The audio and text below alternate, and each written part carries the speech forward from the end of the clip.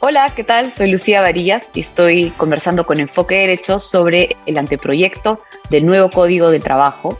Yo soy abogada y actualmente trabajo como asociada en el estudio Dentons.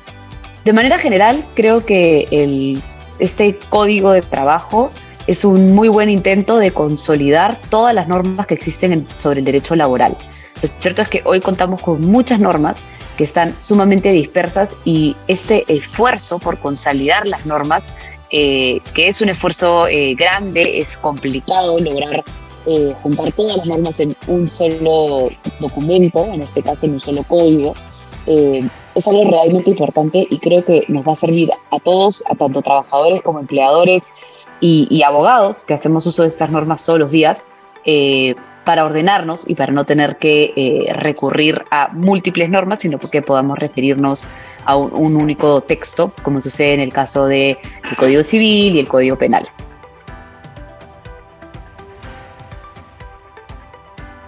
Este código trae reformas que podrían ser positivas. Primero, como comenté, se trata de un esfuerzo de consolidar todas las normas, lo que quiere decir que vamos a poder tener un único documento de referencia que resulta ideal para todas las partes de la relación laboral y los abogados que aplicamos estas normas. Pero también hay algunos aspectos ya puntualmente positivos sobre la norma. En mi caso, considero que, por ejemplo, la inclusión de la regulación sobre el acoso laboral, que no tiene hoy regulación en nuestro sumamente importante, ¿no? En este caso, lo que se busca es regular aquellos supuestos donde trabajadores son víctimas de un hostigamiento de naturaleza no necesariamente sexual, sino de naturaleza también moral. Y se incorpora o se asemeja mucho su regulación a el caso del hostigamiento sexual. Y se le equipara, incluso el comité que hoy se encarga de ver los temas de hostigamiento sexual, pasaría a ver los temas también de hostigamiento laboral, ¿no? Creo que esto es una inclusión que resulta sumamente positiva y que va a resultar en la protección o en el incremento de la protección para los trabajadores dentro del centro de trabajo y finalmente también a la armonía dentro del centro laboral. Lamentablemente el acoso es un problema que se da en la realidad y hoy no existen mecanismos de protección específicos para estos supuestos. El Código del Trabajo lo que busca es incorporar esta legislación que hoy no tenemos y, como digo, brindar mayor protección a los trabajadores en este aspecto. Como Perfecto. parte negativa, creo que este código regula de alguna manera o implementa, en realidad, algunos barreras o algunas cargas burocráticas que no, con las que no contamos hoy, ¿no? Se implementan algunos registros de contratos en el Ministerio de Trabajo, algunas aprobaciones que pueden entrampar un poco las relaciones laborales, ¿no? A manera de ejemplo, se establece que los gerentes generales deben tener un contrato por escrito, que como sabemos los contratos a plazo indeterminado, en casos ese es el que se aplica para un gerente, no deben ser celebrados por escrito necesariamente, pudiendo ser verbales, pero se establece que pues, los gerentes generales tendrán que ser contratados por escrito y que además sus contratos tendrán que ser incorporados o registrados al Ministerio de Trabajo. No queda muy claro, digamos, la justificación para tener un registro. Parece simplemente un requisito burocrático, pero, en fin, de estos se añaden algunos. Además, resalto como aspecto negativo la reducción de la cantidad de contratos de trabajo temporales, perdón, que regulan la norma, ¿no? Lo cierto es que sí, efectivamente, hoy tenemos muchos tipos de contratos temporales, algunos que se encuentran definitivamente en desuso, pero resalto el hecho de que el contrato de trabajo por inicio de actividades se habría eliminado de la norma y este es un contrato que se viene utilizando en la práctica por las empresas y que resulta sumamente útil, ¿no? Y resulta aplicable para aquellas empresas que se encuentran iniciando sus operaciones en el Perú, por ejemplo, y aún están evaluando el mercado, ¿no? Y esta posibilidad se habría eliminado para las empresas. Creo que eso es una falla. Nuevamente aplaudo el esfuerzo de tratar de regularizar las normas, consolidarlas, eliminar aquellas que están en desuso, pero lo cierto es que esto sí vendría a ser un límite para la contratación, ¿no?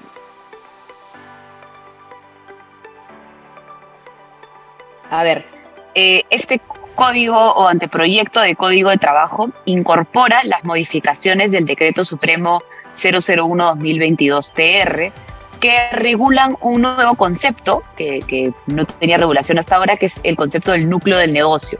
Y se establece que aquellas actividades que corresponden al núcleo del negocio de una empresa no pueden ser tercerizadas. Por lo tanto, el margen para aplicar la tercerización se reduce muchísimo, porque resulta aplicable, o digamos, la tercerización resultaría aplicable únicamente para actividades principales de la empresa, pero que no sean parte de su núcleo, del núcleo del negocio. Entonces, es complicado determinar qué actividades son del núcleo del negocio y cuáles son de la actividad principal, pero no del núcleo. Sobre todo en algunas empresas que realizan múltiples actividades. Porque lo que establece esta norma, el decreto supremo que mencioné, es algunos criterios para determinar qué es el núcleo del negocio, pero lo cierto es que deja la puerta abierta a que un inspector de trabajo o un juez laboral sea quien le dé contenido a ese concepto.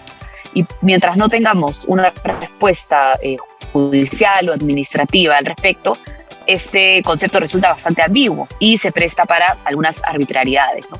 Y comentando el aspecto de la informalidad, bueno, al poner más trabas, más requisitos, si bien se hace con la excusa de ofrecer mayor protección a los trabajadores, se estarían poniendo nuevamente trabas a las empresas para poder desarrollar sus actividades económicas, ¿no?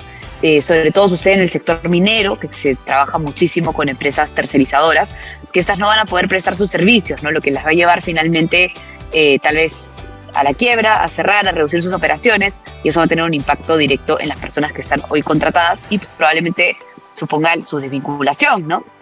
Eso por un lado. Y sí, o sea, en realidad sería básicamente eso. Y bueno, también añadir que creo que la forma en la que uno debe asegurar el buen cumplimiento de las normas de tercerización es a través precisamente de la fiscalización laboral, ¿no? En el Perú contamos con la Superintendencia Nacional de Fiscalización Laboral, o la SUNAFIL, que tiene como actividad o dentro de sus actividades realizar la fiscalización de empresas que hacen un mal uso de los servicios de tercerización y un abuso en realidad de los trabajadores que contratan. Creo que esa sería la vía más idónea y menos lesiva de derechos para poder asegurar que la tercerización se ejecute en nuestro país de manera correcta y nuevamente sin generar abusos.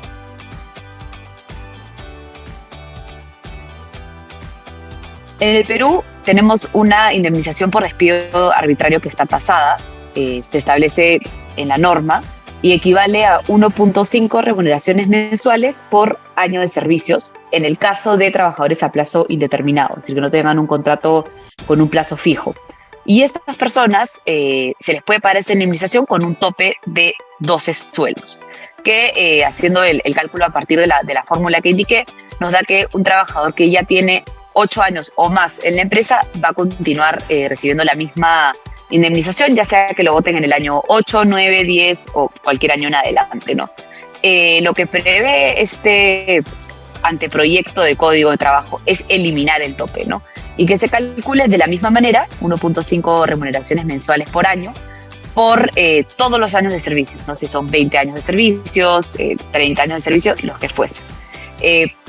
Pero nosotros además tenemos por, digamos, creación en realidad jurisprudencial la posibilidad de que los trabajadores reclamen la reposición en algunos casos específicos que no son solo el despido nulo, como establece la norma, sino también en el caso de despido fraudulento, en el caso de despido incausado. Entonces, tenemos esta doble protección al trabajador y el trabajador puede finalmente elegir, ¿no? Esto ya supone una cierta rigidez en la relación laboral, hace difícil poner fin a relaciones laborales, por ejemplo, en casos que pueden no resultar abusos, ¿no? Sino en casos objetivos, donde, por ejemplo, la empresa implementa reformas para modernizar sus operaciones o reestructurar la empresa y no tiene herramientas para proceder con la desvinculación del trabajador, porque incluso si su intención es pagar la indemnización por despido arbitrario, la indemnización tasada, se expone a que el trabajador no la acepte y solicite su reposición. Entonces, lo que se discute hoy es si es que la intención es retirar el tope para el pago de esta indemnización por despido arbitrario, es eliminar la posibilidad de reposición, ¿no? Y quedarnos con una única herramienta para reparar el daño generado al trabajador por el despido.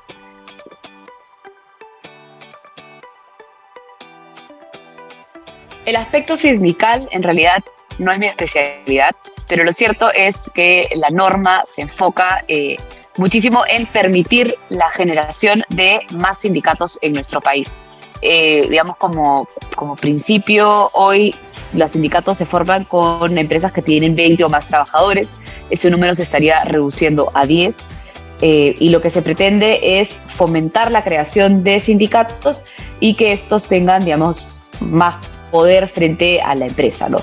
En estricto, los sindicatos o en teoría lo que buscan es justamente regular o equiparar esta asimetría que existe en las relaciones laborales entre el empleador y el trabajador, pero en el Perú no existe en realidad una tasa de sindicalización que sea muy alta, y lo que estarían haciendo estas medidas, en algunos casos, lo que podría suceder es que no estarían fomentando la sindicalización, sino justamente estarían fomentando que las empresas puedan implementar algunas medidas que busquen evitar que estos se creen, ¿no? Y va a tener al final un impacto que probablemente no sea positivo para los sindicatos, y no creo que sea la salida correcta.